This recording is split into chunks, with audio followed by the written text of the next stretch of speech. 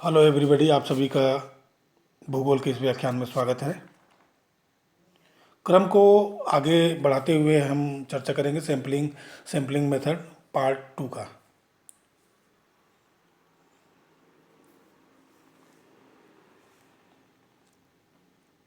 इसके पहले हमने पार्ट 1 में जो चर्चा की वो ये रहा कि सिंपल क्या चीज़ होता है। जैसे डाटा कलेक्शन के दो मेथड होते हैं, सेंसस मेथड और सैंपल मेथड।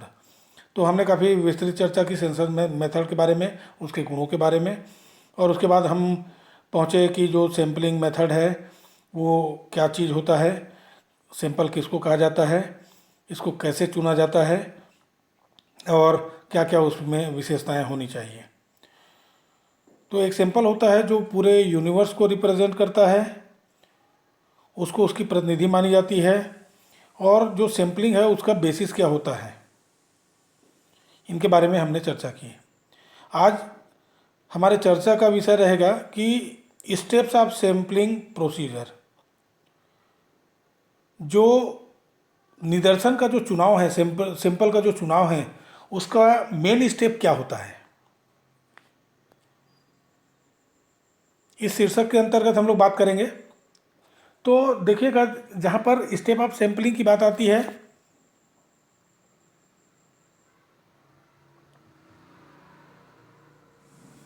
तो ये एक कार्यप्रणाली होता है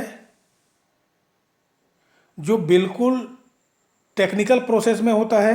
इसके लिए थोड़ा सा अनुभवी आदमी की और थोड़ा सा एक्सपर्ट प्रशिक्षित लोगों की आवश्यकता होती है, जो उस सैम्पलिंग मेथड और उस तरीके को से पूर्व परिचित हो। तो अगर हम इसको स्टेप में समझें तो ये 4-5 स्टेप जो आप स्क्रीन में देख रहे हैं, उस हिसाब से हम धीरे धीरे उसको जानने का प्रयास करेंगे। जो सबसे पहला स्टेप है, डिटर्मिनेशन ऑफ यूनिवर्स। मतलब आप जो यूनिवर्स है उसका निर्धारण कैसे करेंगे। आपका कोई शोध विषय होगा और उस शोध विषय का यूनिवर्स या समग्र क्या है उसका निर्धारण सबसे पहले करना पड़ेगा। इसके अंतर्गत अगर हम चर्चा करें तो यूनिवर्स का जब आप निर्धारण करेंगे तो वहाँ पर आपके शोध के विषय की स्पष्टता जो है वो इंगित करेगी कि आपका समग्र क्या होता है। कल्पना करिएगा, अगर आपका सब्जेक्ट होता है लेवल ऑफ एग्रीकल्चर डेवलपमेंट, ये विषय है, तो आप कृषि विकास के स्तर को जानना चाहते हैं, लेकिन कहाँ पर के कृषि विकास के स्तर को जानना चाहते हैं। नेशनल लेवल में जानना चाहते हैं, स्टेट लेवल में जानना चाहते हैं या डिस्ट्रिक्ट लेवल में। तो level of agriculture development in India करते हैं तो आपका समग्र इंडिया हो गया। अगर आप level of agriculture development in Chhattisgarh करते हैं तो आपका जो यूनिवर्स है या समग्र है वो छत्तीसगढ़ हो गया। अगर आप रायपुर डिस्ट्रिक्ट में करना चाहते हैं तो वो रायपुर डिस्ट्रिक्ट आपका यूनिवर्स हो गया।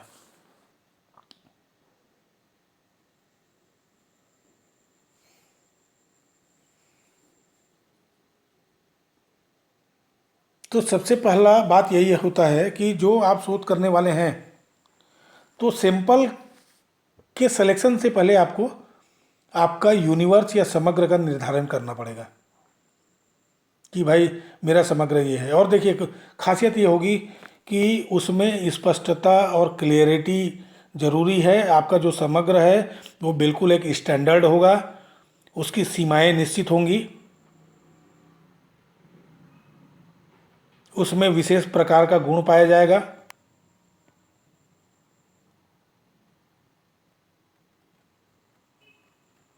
उसका स्टैंडर्ड डेफिनेशन होगा।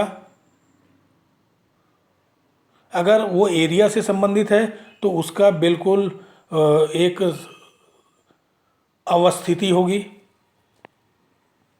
निश्चित अवस्थिति होगी।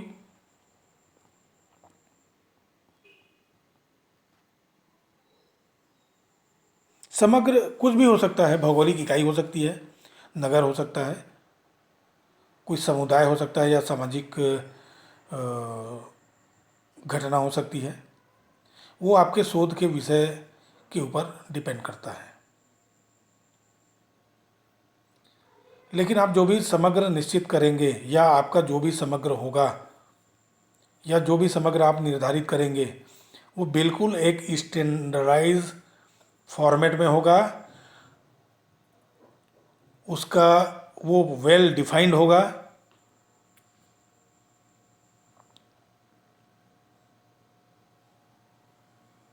और ये एब्स्ट्रैक्ट या अमूर्त भी हो सकता है। दूसरी बात करते हैं डिटर्मिनिज्म ऑफ सैंपलिंग। जो सैंपलिंग है, निदर्शन, सैंपलिंग निदर्शन को कहते हैं, निदर्शन की इकाई का निर्धारण। ये सैंपलिंग यूनिट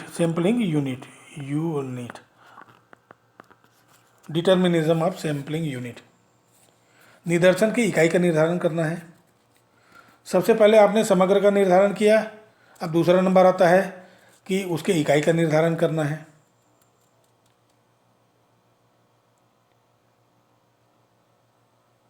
ये तय करना पड़ेगा कि शोध के उद्देश्यों के हिसाब से हमारा जो सैंपलिंग है उसका यूनिट क्या होगा।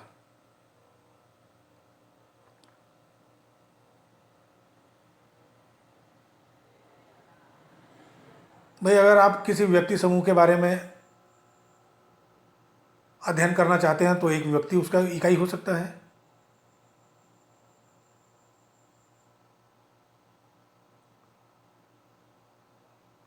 अगर आपका टॉपिक कुछ इस टाइप का हो कि geographical study of Gond tribes,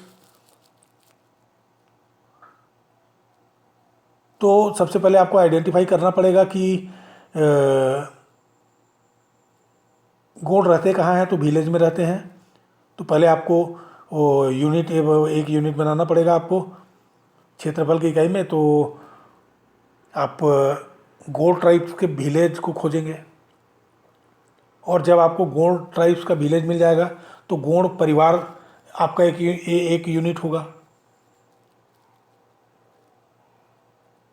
क्योंकि जो गोंड ट्राइब्स है वो एक पर्टिकुलर जोग्राफिकल एरिया में निवास करते हैं।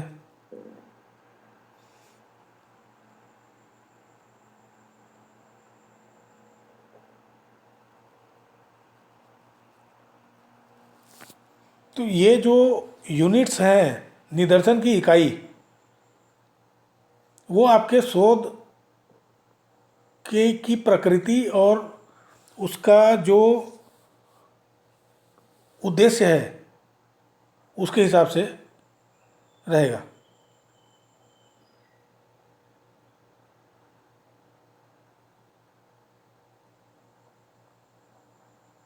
ये व्यक्ति हो सकता है, कोई संस्था, परिवार, व्यवसाय, निवास क्षेत्र, मोहल्ला,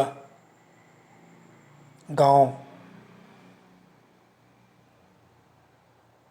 कुछ भी हो सकता है। तीसरा है निदर्शन के आकार का निर्धारण। ये बहुत महत्वपूर्ण होता है, निदर्शन के आकार का निर्धारण, क्योंकि जो शोध है उसकी सत्यता का इससे सीधा संबंध होता है या उसके एक्यूरेसी का संबंध होता है। देखिए, इसके बारे में कोई पर्टिकुलर रूल नहीं है, इसके बारे में कोई निश्चित नियम नहीं है, लेकिन संभव हो कि जो सैंपल साइज हो वो छोटा होना चाहिए, जिससे कि छोटा रहे लेकिन उसमें जो आपका रिसर्च टॉपिक है या अध्ययन का विषय है उसकी सभी फंडामेंटल जो विशेषताएं हैं, आधारभूत विशेषताएं हैं, वो उनमें होनी चाहिए। सैंपल कितना सारा हो, किस मात्रा में हो, इसका जो निर्धारण है वो आपका समग्र क्या समरूप है, एक ही टाइप का है। अगर आप एग्रीकल्चर डेवलपमेंट की बात कर रहे हैं तो सवाल ये उठता है कि वो प्लेन एरिया की बात कर रहे हैं आप, कि प्लेटू एरिया की बात कर रहे हैं, कि हिली एरिया की बात कर रहे हैं, कि पूरे पूरे कंपोजिट एरिया की बात कर रहे हैं। आप छत्तीसगढ़ की बात कर रहे हैं तो छत्तीसगढ़ में पठार भी होगा, छत्तीसगढ़ में मैदान भी होगा, छत्तीसगढ़ में पर्वत भी होगा। लेकिन अगर आप महानदी बेसिन की बात करेंगे तो वहाँ पर आपको प्लेन मिलेगा। अगर आप महासमुंद अपलैंड की बात करेंगे तो वहाँ पर आपको पठार मिलेगा।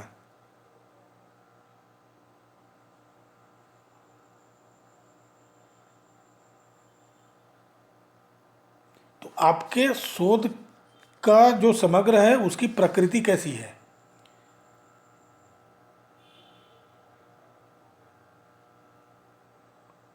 उसमें समरूपता है कि विषमता है कि दोनों है,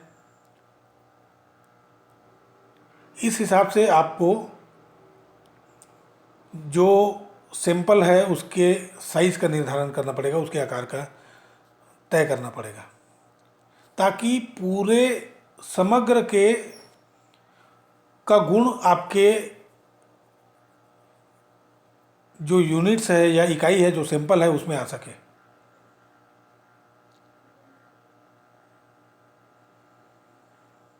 जब भी आप सैंपल के आकार की बात करते हैं तो कुछ चीज़ों को देखना पड़ता है कि जो एरिया है, समग्र यूनिवर्स है, वो समरूप है कि विषमरूप है कि दोनों है।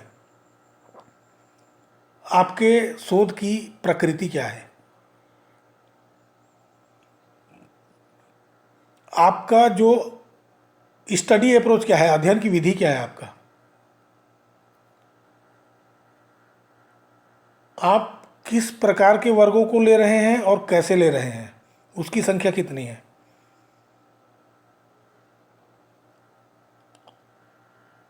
आपको एक्यूरेसी कितनी चाहिए, उस रिसर्च की क्रेडिबिलिटी या विश्वसनीयता कितनी होनी चाहिए। ये सब बातें आती है जब आप साइज ऑफ सैंपल या जो निदर्शन है उसके आकार के बारे में सोचते हैं या चर्चा करते हैं।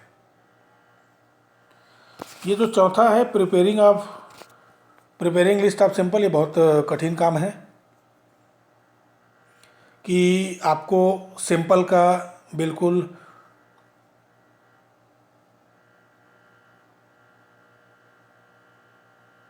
एक लिस्ट मिल जाए, या सैंपल का लिस्ट निर्माण करना एक बहुत कठिन कार्य है। जहाँ कहीं पर भी अगर सरकार के द्वारा आपको निदर्शन के क्षेत्र की इकाई की सूची उपलब्ध होती है तो आसानी हो जाती है, और सवाल ये आता है कि वो जो आपको सूची मिली हो कितनी नवीन है और सूटेबल है कि नहीं। नहीं तो आपको खुद तैयार करना पड़ेगा। अगर आपको एक ब्लॉक से 10 गांव का चयन करना है तो पहले उस गांव के पूरे गांवों की एक सूची बनानी पड़ेगी, और जब आप सूची बनाएंगे तो उसमें आपको तथ्य देना पड़ेगा कि आपने जो सूची बनाई है, अगर उस ब्लॉक में 50 गांव हैं तो सूची बनाई है तो उसके क्रम का क्या लॉजिक है ये देना पड़ेगा, और उसके हिसाब से आप उस सूची से किसी 10 गांव का चयन करेंगे। तो ये एक बहुत कठिन काम होता है। जब आप सूची बना रहे हैं तो बायस्ड नहीं, आपका पक्ष उसमें शामिल नहीं होना चाहिए।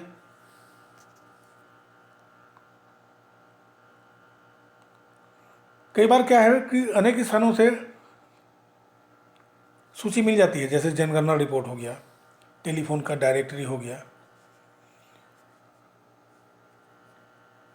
मकान की जो सूची आदि कलेक्ट्रेट में होती है, इस तरीके से। लेकिन ये बहुत कठिन काम होता है। और पांचवा है सिलेक्शन ऑफ सैम्पलिंग मेथड। ये बहुत इम्पोर्टेंट है, जो रिसर्च को सीधे प्रभावित करता है। ये अंतिम चरण होता है, और जब आप चूज़ करते हैं, सेलेक्ट करते हैं सैम्पलिंग मेथड को, तो यहाँ पर कई चीज़ों को देखना पड़ता है कि आपका जो रिसर्च है, रिसर्च प्रॉब्लम क्या है,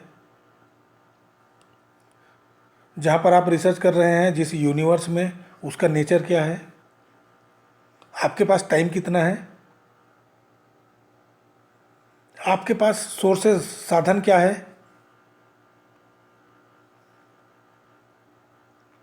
और उस रिसर्च में आप कितना पैसा लगाना चाहते हैं, धन खर्च करना चाहते हैं। तो निदर्शन का जो चुनाव का पद्धति है इन सब बातों पर निर्भर करता है। और इस स्टेज तक आते आते सबका जो है वो स्पष्टीकरण हो जाता है, और इस हिसाब से आप निश्चित करते हैं कि निदर्शन की कौन सी विधि उस समस्या के परिणाम तक पहुंचने के लिए उपयुक्त होगी। देखिए, सही निदर्शन बिल्कुल वही होगा जो समग्र को सही व प्रतिनिधित्वपूर्ण प्रकट करे। दो चीज़ें होती है मेथडो ये जो मेथड सेलेक्ट करने में जिसके ऊपर ध्यान रखा जाता है, पहला है सरलता और दूसरा है पॉसिबिलिटी, संभाव्यता।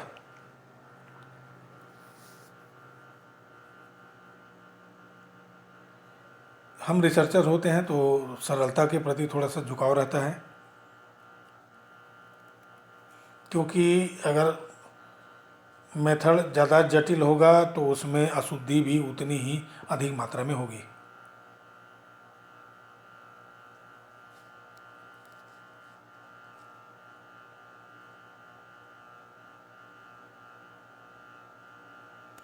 पॉसिबिलिटी का जो गुण है निदर्शन में, वो अभिन्नति को कम कर देता है, संभाव्यता अभिन्नति को कम कर देता है। तो जब भी हम सैंपलिंग मेथड का चुनाव करें, दोनों को ध्यान में रखें, सरल भी रहे और संभाव्यता भी रहे, और हमको अपने शोध का परिणाम वांछित मिले जो हमने रिसर्च डिजाइन किया है उस हिसाब से।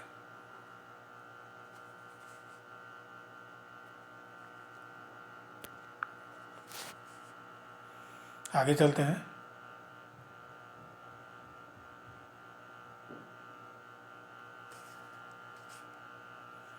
आज इस टॉपिक को यहाँ पर रोकते हैं, बाकी अगले क्रम में, क्योंकि जो टाइप्स